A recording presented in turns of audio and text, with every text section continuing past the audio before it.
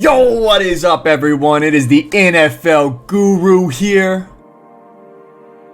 Now, it's been a long time. I'm very sorry, but we are back. The preseason is just capped. That means the regular season of the NFL is about to start. Actually, about a week from today. Hallelujah. So, with that being said, I have rebranded this channel. This channel is going to be extremely active. I am going to be posting videos all the time, NFL content, fantasy football content. I want to get to a point on this channel where I have a community large enough to where I can live stream every single night. Ask start-sit questions for fantasy. We can talk about your favorite team, your least favorite team. We can talk about it all, but that is not the purpose of today's video. Today, we are going to be ranking all of the NFL teams, projecting where they will finish in my power rankings by the end of this NFL season. And with that being said, please leave a like on this video, comment if you would change anything. I'm definitely willing to listen to different opinions, and maybe you'll sway my opinion as well. But yeah, let's get right on into it. So I'm going to be trying to rank these teams. This is where I believe these teams rank going into the season. These are kind of like final projections of what I'm thinking, leading into the season after the preseason ends. But we may as well start at the bottom. I think that's what we're going to do. There's no icebreaker. The worst team in the NFL this season, I believe, is going to be the Houston Texans. Now, these are just my projections going into the year. I'm sorry, Texans fans. I have no optimism for you. You may win a couple games, but you have no chance to win the division. I'm so sorry. I don't even want to talk about it. Next worst team in the NFL is the Atlanta Falcons. The Atlanta Falcons have Marcus Mariota at quarterback. That's all I really need to say. Now, they do have Kyle Pitts coming into year 2. He's probably going to break out this year. He's probably going to be a stud. You have Drake London, the rookie wide receiver. He's, dealing with a little bit of an injury coming into the season. But, yeah, ultimately, I don't have much faith in him. Not much at all. I think Desmond Ridder sees the field at some point in this season. Next up on my list, this team was actually ranked last for me, last week, but they showed a little bit of promise in the preseason. In their final week, Justin Fields looked very sharp. You saw a difference when Justin Fields would get late hit. The team, his teammates would, get into altercations for their quarterback, unlike last season, which they did not. So that's good. It seems like the morale's right in camp. It may have been a Matt Nagy issue. I'm willing to bet this team could move up a little. Just a sneaky suspicion. Anyways, also in this last tier is going to be the New York Jets. Zach Wilson is going to be out at the beginning portion of the season. Joe Flacco, he's old. He's going to be a statue in the box, but we'll see how it goes. I don't have much faith for the Jets. They do have a couple great rookie playmakers in Garrett Wilson and Breece Hall, but they haven't played a snap in the NFL yet. I'm going to slow my roll. I think Elijah Moore could be solid in fantasy if you're looking that direction. But ultimately, this team's going to not be very good in real life. I'm sorry, New York. I always feel bad for you, New York. You're always in the bottom tiers every time. But moving on, I'm a Seattle Seahawks fan, as you can see by the DK Metcalf jersey. But I think the Seahawks are going to be in this bottom tier this season simply because of the quarterback. You get rid of your franchise quarterback for Drew Lock. You have Geno Smith, a veteran on this team who's starting over the guy that you got in exchange for Russell Wilson.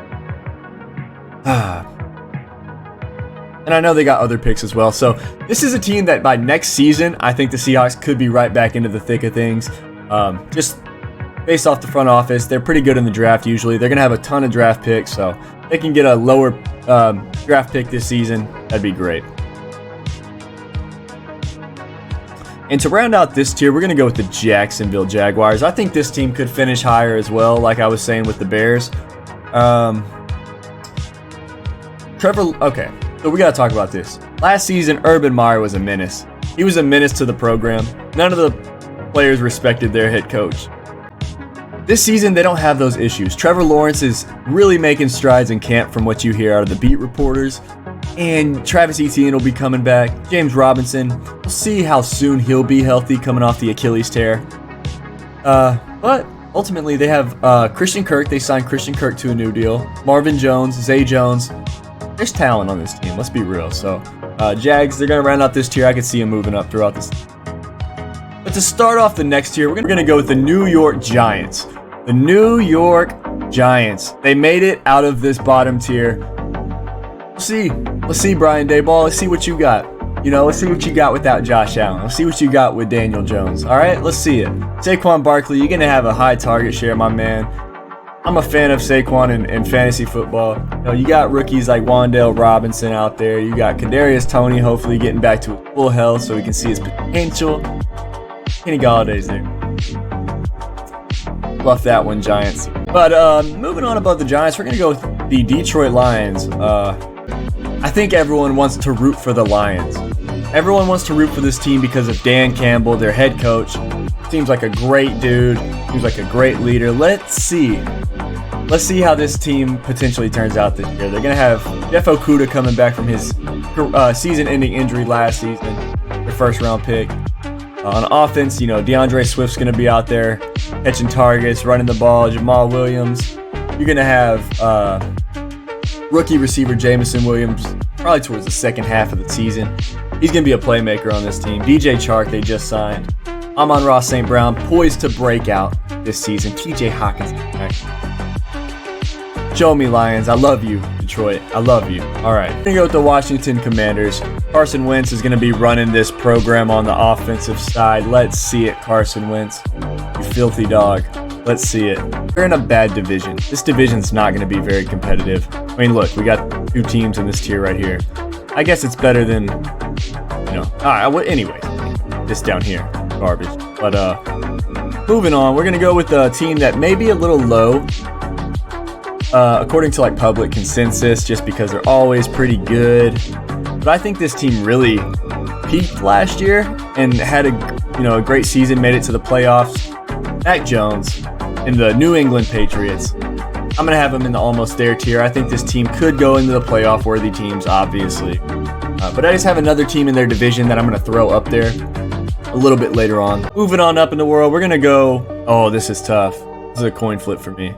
I'm actually going to go with the Cleveland Browns. In the almost there tier. Last year I started them on the Super Bowl contender tier. This year they're starting the almost there tier. It's simply for one reason. Deshaun Watson is going to miss the first 12 weeks of the season.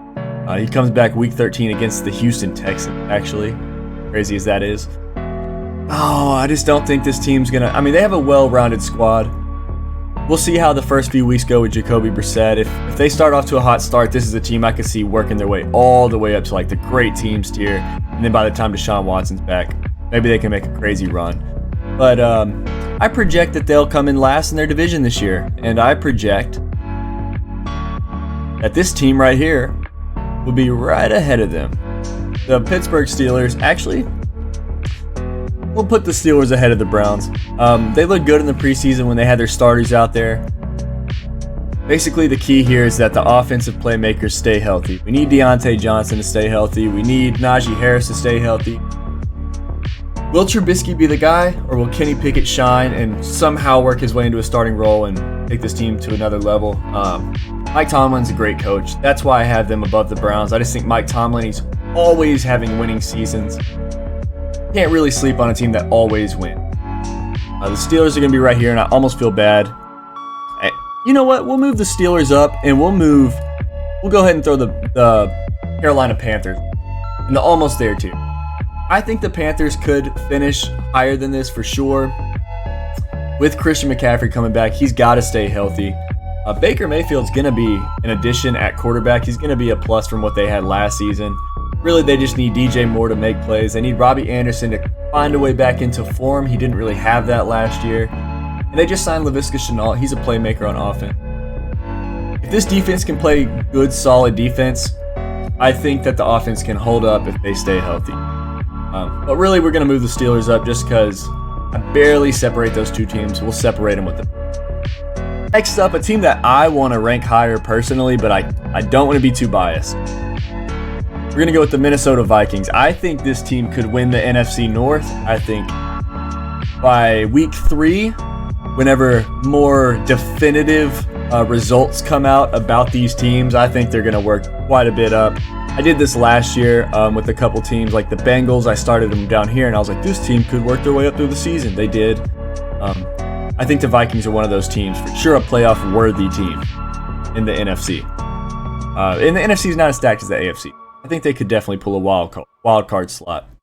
Another team that I think could pull a wild card slot, but in the AFC, maybe a 7 seed, the Miami Dolphins. This team has a couple new additions coming over from free agency, such as Tyreek Hill, Chase Edmonds, and this is a team that went on a roll last year. They won like 7 games in a row, lost a game, started into the year like 7-1 after starting like 1-7 or something like that. That doesn't add up the math. Maybe they were 8-1 to end the year, but they ended on a roll with Tua Tagovailoa coming back from his injury. If Tua can be accurate, like Tyreek says he is, this team can win some games. Jalen Waddle broke out last year as a rookie. I have high hopes for the Dolphins. I think they make the playoffs. Next up, a team that I'm not very high on, but they got the name, the Dallas Cowboys. This is a team you can't rank too low. You know they're going to be solid. And you know that they're not going to hit their potential, which is why you can't rank them in the top 2 tiers, because they're not going to hit their potential. Sorry, Dallas fans, you're in the middle of the pack this year. You're probably in the contention to make a playoff spot. You're in a weak division. And that's the Cowboys. Solid offense, though. Really fun offense. Madden-style offense. I like the Cowboys. They run a lot of plays. Next up, we're going to go with the New Orleans Saints. With Jameis Winston coming back to health, Michael Thomas hopefully coming back to health, Chris Olave, the young rookie, and then a solid defense behind you, bringing in Jarvis Landry as well, actually. We'll see what happens with Kamara. We'll see if Kamara gets suspended. We'll see if that footage pops up, if it exists, throughout the season, but I got the Saints like right in the middle of the pack.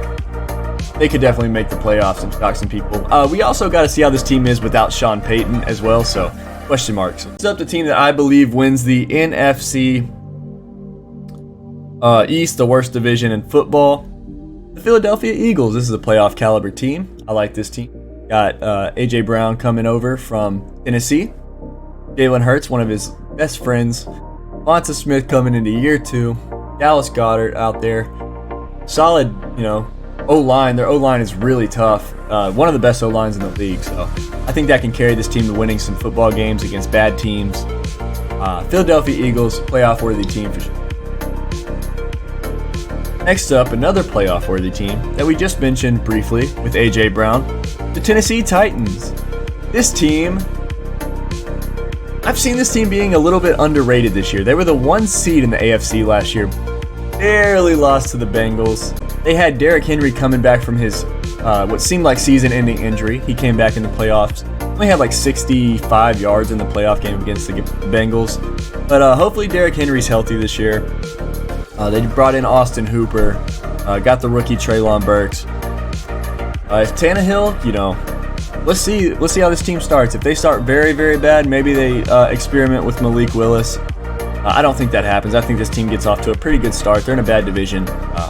Tennessee Titans. And to top off this tier, we're going to go with the Las Vegas Raiders. I like the Raiders quite a bit. I think the biggest issue for the Raiders is the division that they play in. I mean, I have them projected last in their division just based off this ranking right here, and I have them as a playoff-worthy team because they are. It wouldn't be fair to say that they're not a playoff-worthy team. In a different world, they could be a little bit higher. Really, they should be lower if they're the last in their division, but I'm going based off records and stuff as well, and I think that they have a pretty decent record towards the end of the year. If I'm going off records, maybe I move them like down here. The Raiders are going to be in this tier. They're a playoff-worthy team. Next up, we're going to go with the Arizona Cardinals, and we're going to throw them in the great teams. This team is borderline great, but some news came out today that Rondale Moore is not healthy. Undisclosed injury. Zach Ertz is not healthy. Hollywood Brown and Kyler Murray, OU, former teammates at Oklahoma. Boomer Sooner, you know, they're going to have to show up on this explosive offense. They're going to be running a lot of plays. Hopefully James Conner can stay healthy, man. This offense needs to stay healthy. And next up, we're going to go with the Denver Broncos. This is a team that could be higher. They could be lower. It's hard to tell. Just a bunch of things coming together for them. They got Russell Wilson, of course, the main thing, the main focus. They had horrible quarterback play the past few years. So having Russell Wilson, that could be enough to just take this team to the next level. They're in a great team here. We'll see, does Javonte Williams break out fully this year, or does Melvin Gordon keep a role? I think it's good for this team that they both get a role. Have this team winning their division. It is the Indianapolis Colts. Oh, look at that right there. Look at that, same division right there. Oh, and then you got the Jacksonville Jaguars down there. Look at that, almost synchronized right there. I think the Colts win the division. This is a team that has a playmaker on offense that you can just run your offense through. Jonathan Taylor. And they have good defensive play. If this team is solid on defense, they have a bad division, by the way. This team is solid on defense. They can just run the rock with Jonathan Taylor. Matt Ryan can just throw checkdowns to Jonathan Taylor. Matt Ryan hyper focuses on one receiver usually in his offenses, whether it's Calvin Ridley, Russell Gage, you know, even Kyle Pitts to an extent, and then Julio Jones. Michael Pittman's going to get a crazy workload this year, as well as Jonathan Taylor. I think this team is going to end up making the playoffs for sure. I think they win the division. I will say that. Next up, we're going to go with another team that I believe will not win their division, but they definitely could. It is the Baltimore Ravens. I have them projected right around the Cincinnati Bengals on like total wins. It would be unfair of me to rank them above the Bengals, though. Although you do see the losing Super Bowl team sometimes not bounce back great the next season, so maybe the Super Bowl hangover for the Bengals is a real thing. The Ravens, it wasn't their year last year. Defense got all types of jacked up. Lamar Jackson got jacked up. Rashad Bateman was injured. Hollywood Brown, it wasn't connecting. But this year they have all those things back, minus Hollywood Brown. But Rashad Bateman's back. Lamar Jackson's back, and that defense is back, so I think the Ravens are going to be a solid team this year. Hopefully, J.K. Dobbins can heal up quick in camp and get back on the field as soon as possible. Coming in at number 8, so I guess the Ravens were 9, Colts are 10. These are my top 10. Number 8, we're going to go the Los Angeles Chargers. I like the Chargers a lot this year. I almost projected them to win their division over the Chiefs, but I'll put the Chiefs ahead of them. The Chargers have so much talent every single year. They don't meet their potential, though. We saw it last year. They missed the playoffs in devastating fashion due to the Las Vegas Raiders defeating them. This team has so much firepower on the offensive side of the football and so much name value and just great overall defensive ability on defense. So they just have to meet standard. And if they do the bare minimum, they're right here. So this is kind of like their floor almost. Next up, and this is going to round out this tier, I think. We're going to go with the Cincinnati Bengals, the Super Bowl not winners. Like I said, there could be that Super Bowl hangover, but ultimately, Jamar Chase coming into year 2, poised for a breakout. Zach Taylor, they need to throw the ball more this year. Keep mixing with a good workload, but also throw the ball, man. Let those receivers work. You got a great great quarterback. I'm excited to see what the Bengals do. They beefed up their O-line this season. Maybe they do run the ball, just as much as last year. We'll see how it goes. They're going to round out this tier. So, to start out the top tier, the Super Bowl contenders. First, we're going to throw the Green Bay Packers. I think the Packers have an elite defense. They have an elite quarterback. They have 2 great running backs. They're a little bit weaker at wide receiver. I saw a sleeper report today saying this is going to be a wide receiver committee. A committee by wide receiver. So that's an interesting way to look at it. Ultimately, you have the 2-time MVP, back-to-back MVP, Aaron Rodgers. This team could go to the Super Bowl. But realistically, they make it to the NFC Championship. Sorry, Packers fans. Next up, we're going to go with the team that usually beats them in the playoffs, the San Francisco 49ers. Now, I'm a Seattle Seahawks fan. I have this very strange relationship with the 49ers where I feel like they are an anti-hero. Like, they're not a villain, But if the Seahawks are out of the playoffs, I'm rooting for the Niners all day. It's just this weird complex I have as a Seahawks fan. I can't explain it. It's been that way since they played in the NFC Championship years ago. Niners, I think they're Super Bowl contenders. Trey Lance just needs to come out there and play football. So if Trey Lance can be pretty good, I think this team can be great. I'll put it that way. No, we're going to save that team for next. I will put them at 3. But we're going to go with the Kansas City Chiefs at 4. This team's, the Chiefs are obviously a very solid team. They did lose Tyreek Hill. That's a pretty big loss for this team. They also beefed up wide receiver with Juju Smith-Schuster. They drafted Sky Moore. They drafted Isaiah Pacheco. They brought in Marquez Valdez-Scantling. So they have new weapons on this offense, sure, as well as Clyde and Travis Kelce and Patrick Mahomes that have been there. I think this team can be very capable on offense, and I think defensively they can stay in games, but they're going to be in a lot of shootouts this year, and I like favoring Patrick Mahomes in shootout games, as you saw last year against the Buffalo Bills in the playoffs. But anyways, we're going to move on to our top 3 now. I had this team at 2. I moved them down to 3. It is going to be the Tampa Bay Buccaneers. I moved them down when Tom Brady had a brief time away from the team. He's 45 years old. And he came back in the press conference and looked a bit old for the first time. Tom looked a bit aged for the first time. Something was a little bit off about that presser, so he's everything to this team. I know they have so much talent on offense and defense. Ultimately, you need that rapport with the GOAT on your team. So moved them down to 3. Like, they're still in the top 3. No, nothing to shame too much. But anyways, we're going to move on to number 2. At number 2, I had the Super Bowl defending champions, the Los Angeles Rams. I'm a Seahawks fan, like I said. And you heard me say the Niners are anti-hero. The Rams are not. But the Rams are a great team. They're very solid. Nothing against the Rams. They won the Super Bowl last year. I was hoping the Niners would beat them in the NFC Championship, but the Rams pulled through. They ended up defeating the Cincinnati Bengals, who are right below them in the Super Bowl. This team has all the weapons back. This is going to be a great team. Hopefully Matthew Stafford's elbow doesn't act up too much through the season. That could be something to keep an eye on for sure. But ultimately, they're going to be number 2. Their ceiling's very high. It's another Super Bowl, so. But they can't be number 1. Because I saw something on TikTok. Hear me out. I see something on TikTok. This guy says, I am from the future. And the Buffalo Bills win the Super Bowl in 2022. This was years ago. And now they're poised to have the best team they've ever had. After really making a Super Bowl run last year, in a sense. Josh Allen had 2 of the best playoff games of all time back-to-back. Truly, Josh Allen's came into form. I have to go with the Bills at 1. I have to. Real respect real, basically. That's what it comes down to. I see the talent on the Bills all around.